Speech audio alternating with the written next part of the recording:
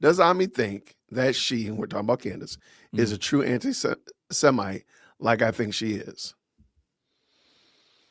I mean, I guess the short answer, at her core, I think she's a pro-Candace person. Anti-Semitism is very useful to her.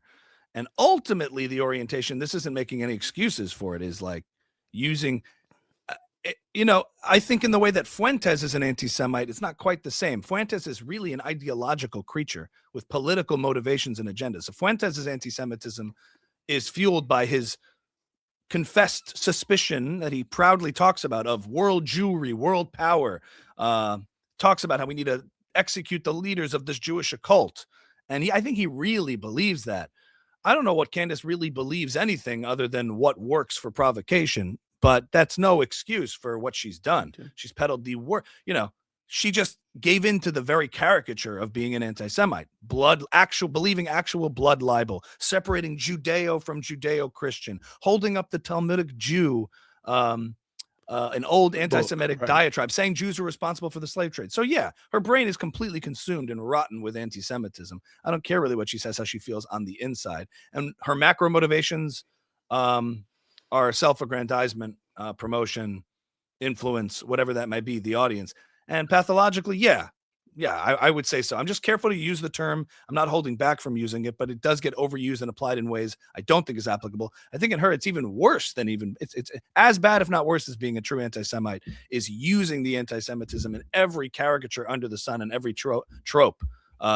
She's really an example of the brain rot that anti-Semitism causes. So I'm trying to even be over precise in my answer because there's more to it than that. I feel like anti-Semitism isn't even accurate enough, given what she's done. It's that and then some. Okay. Wow. Mm-hmm. All right. Well, thank you. Next question. Thank you so much, Ben.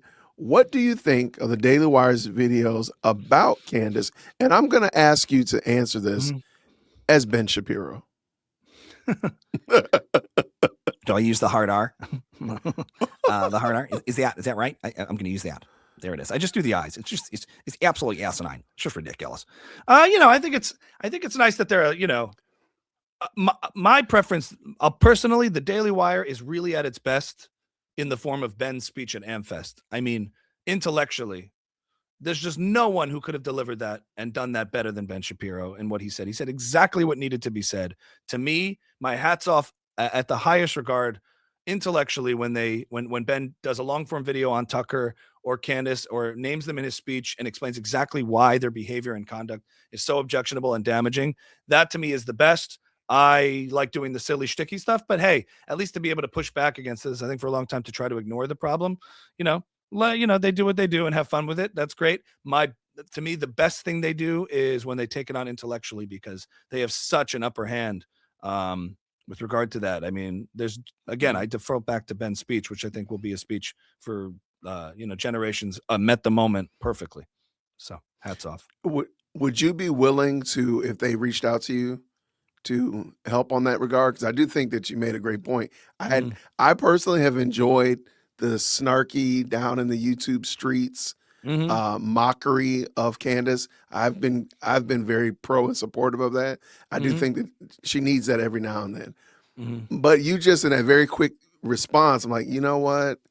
They probably should get out of these YouTube streets. They probably need to come back up to the suburbs. So if they reached out to you, would you be willing to help them at that or point that out to them? If you called Ben, do you think that would, or do you think they should continue like they're doing now?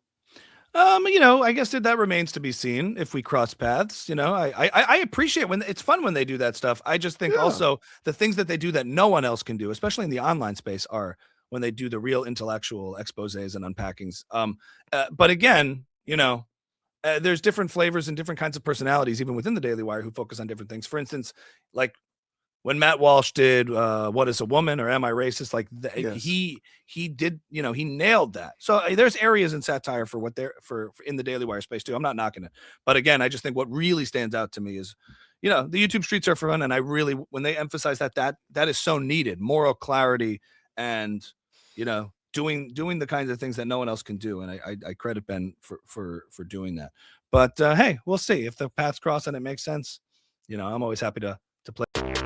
I know you liked that episode. This is actually a clip from a larger live stream. The link is down in the description, so you can go check it out. I hope you enjoyed it, and I'll see you down there. Grace and peace.